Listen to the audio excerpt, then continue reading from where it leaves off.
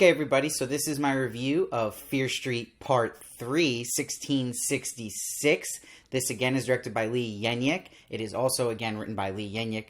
Also with Phil Grazady, who also was the partner on the first film. And we got a third writer for the first time with Kate Treffy. Shout out to Lee Yenyik, who has directed these films. She followed me on Instagram. Lee, if you're watching, hello. I hope I'm saying your last name right. So where I stand so far in this trilogy is that if you've watched my previous reviews, definitely go check those out. But I thought 1994 was decent. I loved Part 2, 1978. So 1666 had some high expectations for me. The bar was set so high with 2, and I got a lot of conflicting emotions about this film. You could see that 1666 is really influenced by the 2015 film The Witch with Anya Taylor-Joy, and also, of course, The Crucible. You see that with set, costume design, certain color palettes, and the thing where it's trying to replicate a lot of these type of period pieces is in the accent, this Yorkshire accent. This is where the biggest issue of this film comes into play for me, and that is that not everyone here is consistently doing their accent, and it really is something that will always take you out of a movie as a viewer. And this is where I struggle with Kiana Madeira here, who is a great actress, but she is struggling with this accent throughout the film. She attempts it a lot, which I appreciate, but it drops a lot. That goes with Ashley Zuckerman as Solomon Good. That even goes with a couple lines here just for the actor of Ben Flores who does Josh, and that's really frustrating, especially when it's only a couple lines too, right? Like, let's compare for a second. You look at someone like Emily Rudd, who I praised in the last film. She's only got like 5 lines in this film, but you see she nails the accent perfectly. Even small characters like Sam's mother here does a great job with it. But to have people with a lot of screen time mess it up a lot, and then even, I think it's less impressive, the short screen time, like I'm talking about the character Josh, just really phoning in the accent is frustrating because it's so important as the viewer to not be taken out of anything you ever watch, and that's something that will clearly do it. You're just completely taken out of the moment. It's like, you know, you have to give that effort as an actor and actress to sit down if you have to with a dialect coach for like a week, live with the dialect coach. You know, you have to get that perfected. I just know how audiences feel, and it's going to turn a lot of people off fast. Where you can get past certain things, or some people had gripes about maybe the accuracy of a set on one of the pieces, or maybe a use of music or a word, but accent's really big one. What I did like is I like that characters were reflective of their 1994 self, that they did similar behaviors that the character we knew of them, and now they're playing a new character. It's that connection. I think that worked well in this film. I also think the score, like every one of these films, has been top-notch. That eerie violin really setting the tone well, and I do think the production design and costume design was really good in 1666 in particular. Now, what's tricky too about anything that takes place in this olden time and deals with witches, it's got to be really scary to be effective and creepy and eerie. We only really get that when we have the Pastor Miller story, and we get this really good scene with the eyes on the floor, and then, you know, certain characters with their eyes out. That was really disturbing. I actually wanted more of that. I wanted more of the eeriness. If you're not going to have the suspense with the slasher in this 1666 part, which are used in other films, you got to bring the horror, and I don't think they brought enough of it. And being that it's Pastor Miller, who in this story is Hannah's father, which is really reflective of Sam, I wish that in the 1994 timeline we had actually met Sam's dad to make that hit a little harder and connect, because it did work well having the parent involved. And I think they should have had where you have Dina here, aka Sarah Fier, her dad's involved. I wish in 94 they had both their parents involved, and both in 1666, where they kind of split it all over the place, so it didn't really sync as well and hit as well. But what also frustrated me, it's a tall task too, but this movie really is a continuation of part 1 and kind of takes down the importance of part 2 just a bit, which is a little disappointing. It didn't really pick up from the momentum of part 2, and I think what stopped that momentum and that feel of connection to part 2 was having that Alice isn't even in 1666, number 1, and Ziggy and Cindy really had no purpose in the 1666 part, and Ziggy disappointingly dies really quick. Sadie Sink was really just put in there as the preview part at the end of 2 to get people to watch 3, so you kind of feel tricked there. But story-wise, you feel that Ziggy at least should have had more importance to this part, because she's such a main player from this series. One of the strongest parts of this trilogy, and it still stays in this film, is the love story between Dina and Sam, or you could say Hannah and Sarah, and how those linked up. It was the most powerful parts, besides, like I said, the sister story in part 2, which I think really was the best written. But what was strange was I think they just really missed the opportunity where they had it right in front of them, where Mad Thomas here, who was Tommy Slater in the last film, he's the one who catches them kissing, right? And then he mentions that to the town people. But why didn't they just ride off that and have him be the one who makes up the rumor about them being with the devil and laying with the devil, and really connect it to them being gay? That would make the town also go after them, so it really hits hard, where they kind of just made it that Peter's character here decided to make this rumor up because he was pissed he was rejected by Sam and humiliated, or Hannah, should we say. And it's like, okay, great, he's the one who makes the rumor, but why? That takes away then from the connection to them being gay, and that's part of why they were hanged. So I just don't see how they didn't just run with Mad Thomas taking that all in and seeing them kiss, then using that the reason to call them, you know, being with the devil, and then really push that theme. Where some good writing shine, though, was when Sarah says to Hannah that, I don't fear the devil, I fear the neighbor who would accuse me, I fear the mother that would let her daughter hang, I fear union. I think that's connected again to this thematic theme about them being not accepted and fighting against it, and paying off through the whole trilogy. Now, right at the halfway part, we're going to get this big reveal for the whole series that Sarah Fier isn't the witch behind this all and the mastermind trying to hurt them. Sarah Fier is showing them what happened, and that Nick Good, aka also Solomon Good,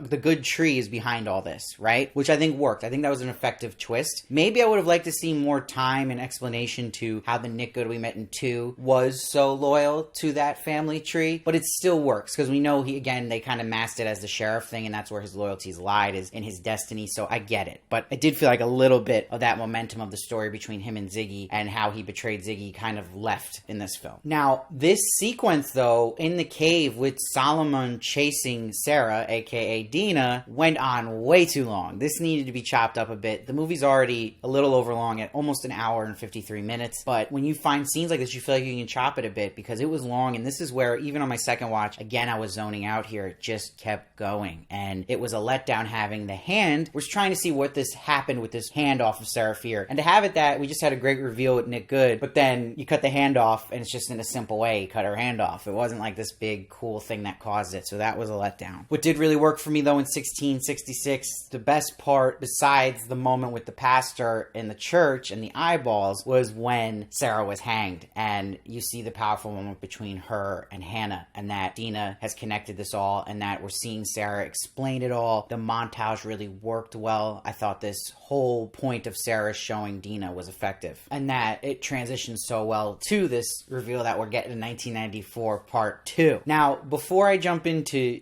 my praise for the second half of this movie, where I did like it much better when we got 1994 part 2, my biggest criticism of this part, I've never seen anything like it. So we see Dina's nose is bleeding still, obviously, right, when she touched the hand, and she gets up, is running away from the sheriff with her brother while she's catching Josh up about everything she's learned.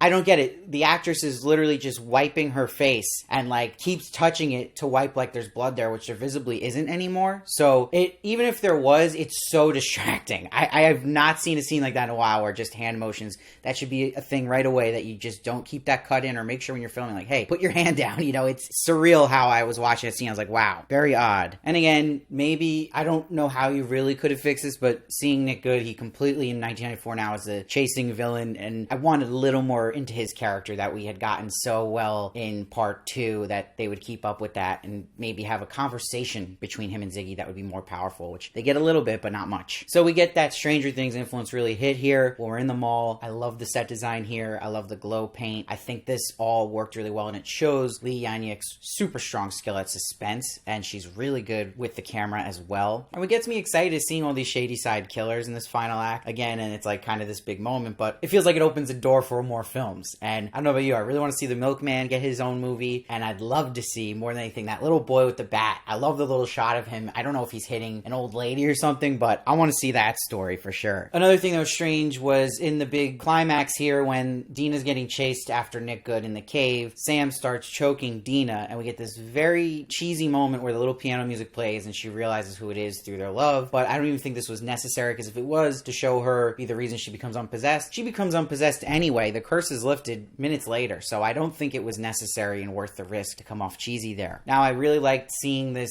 Good apartment, and we see that family tree painting and that mystery to this lore that Fear Street's building here with the Goods. I like that. Really, at the end of the day, Sarah Fier was good, was the first Shadysider they're giving credit for, and that stone, which I thought was awesome. I like that Dina and Sam have their moment with the burgers and they kiss. That landed really well, and I like they did an MCU mid-credit post scene where we get these mysterious his hands grabbing the Book of the Devil. And my theory is that's either the brother Mayor good, or there's a reason we're introduced really quick. Josh on his cast to get signed by this little girl, and it's a username from his chat room. So maybe it's her. Why would they throw her in there that last minute? So I think they might be setting up maybe someone in his chat room's actually evil. But as a whole, I cannot get over that 1666 part was a huge letdown, and it was the worst half of any of these movies to me. Like, just that accent part is so essential, and it was so distracting. It took me out from the minute it started. Just inconsistent accents here. And I think part 2, 1994, was one of the better halves of all these films. So that will bring the score up a bit. But again, my distaste for that first half and disappointment and lack of horror, like I said, really brings it down to a 6.1 for the film as a whole for me. And I'll go ranking wise. I think this was the worst film, but I thought number 1 was decent, and I loved number 2. So having said that, I've also would love to hear your guys' opinions, what you thought of this film, how you would rank the films. And on top of that, I'm going to be doing a live Let's Talk Fear Street trilogy in a couple days. So you'll see a notification on my channel for that. Make sure you subscribe so you can see that. And I'll have a discussion with all you guys, and you guys can share your opinions about the whole trilogy as a whole. We'll do that in a couple days. I also have a really exciting interview with Olivia Scott Welch, who plays Sam and Hannah here. She is the best. It's my second time interviewing her, and we talk all about the trilogy. It's a really fun time. So that will be out. If it's not out right now, you're going to see it pop up on Monday. And I already have other interviews with Julia Raywald, who plays Kate, which was so much fun. I also talked to Ryan Simpkins, and I talked to McCabe Sly. I think you guys are going to love all those interviews. I really try to work hard on it, and they're awesome guests, every single one of them. So as a whole, really enjoyed this series. I'm excited for more films to come.